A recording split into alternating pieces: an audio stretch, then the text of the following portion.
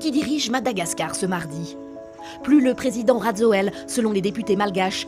130 d'entre eux sur 163, soit plus de la majorité des 2/3 requises, ont voté sa destitution dans l'après-midi. En application de l'article 49 de la Constitution, l'Assemblée nationale siège en session extraordinaire afin de prononcer l'abaissement définitif du président de la République en raison des incompatibilités manifestes entre ses fonctions de président de la République et d'autres activités réalisant son mandat, de nature à porter atteinte à l'unité de la nation ainsi que à la souveraineté nationale.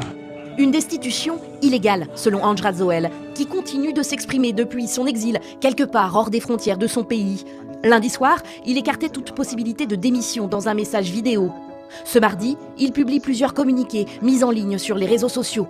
Pour dissoudre l'Assemblée nationale d'abord, puis pour préciser que sa destitution par cette même Assemblée est illégale. Mais un autre acteur s'est fait entendre ce mardi, le CAPSAT, l'unité militaire qui s'est ralliée au mouvement de contestation à Madagascar. Son chef a pris la parole juste après le vote de la destitution du président Radzoel. On a pris le pouvoir. Ça, c'est le palais présidentiel. On dissout à partir d'aujourd'hui le Sénat, le HCC, la HCC, la HCJ et la HCDDED. L'Assemblée nationale, on la laisse travailler, continuer à travailler. Une situation confuse, mais qui semble convenir à la plupart des manifestants, réunis encore ce mardi, place du 13 mai, mobilisés depuis plus de 2 semaines maintenant. C'est incroyable parce qu'il y a 2 semaines, on se battait force à force avec les militaires.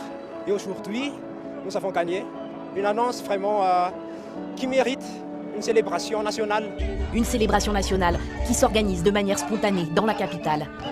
Après des jours de tension et de violence, au moins 22 personnes ont été tuées et plus d'100 blessées, d'après un bilan de l'ONU, pendant toute la période de manifestation.